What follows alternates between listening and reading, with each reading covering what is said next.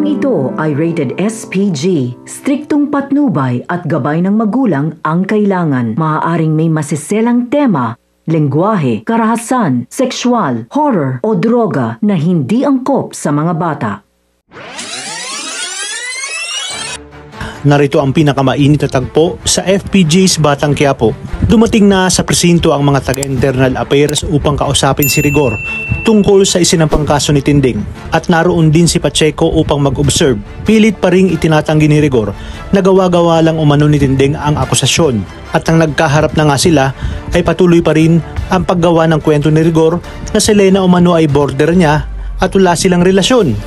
Iginiit pa niya na kahit ang kinakapatid ni Suarez na si Roda ay border din sa kanila. Kahit anong piga ay hindi talaga umaamin si Rigor, kaya binalaan siya ni Suarez na sa oras na mapatunayan na totoo ang paratang ni Tinding, malamang sa malamang na matatanggal ito sa serbisyo at pwedeng makulong. Sa pagbalik ni Rigor ay sinabi ni Mando na kapag nabuko si Rigor ay sigurado matatanggal na ito sa serbisyo. Dagdag pa niya na matagal nang inalagaan ni Rigor ang kanyang reputasyon at dito lang pala ito masisira. May kutob naman si Rigor, napakana ito ni Suarez para mapasunod siya sa mga gusto nito. Sa kabilang banda, itinawag na nga ni Bettina kay Facundo na nakita na ang mukha ng lalaking pumaslang sa kanilang apong si Pablo. Kaya naman sinabi ni Facundo na kaagad siyang uuwi para siya mismo ang gagalaw nang wala nang lusot ang nasabing lalaki na siya ngang si Tanggol.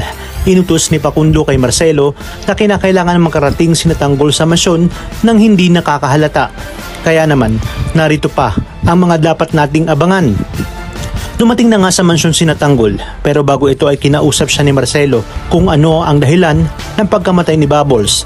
Sinabi ni Tanggol na ginahasa ito, ngunit hindi niya sinabi na si Pablo Caballero ang may gawa nito at mas pinili niyang wag sabihin kay Marcelo dahil ayaw niyang may iba pang makaalam.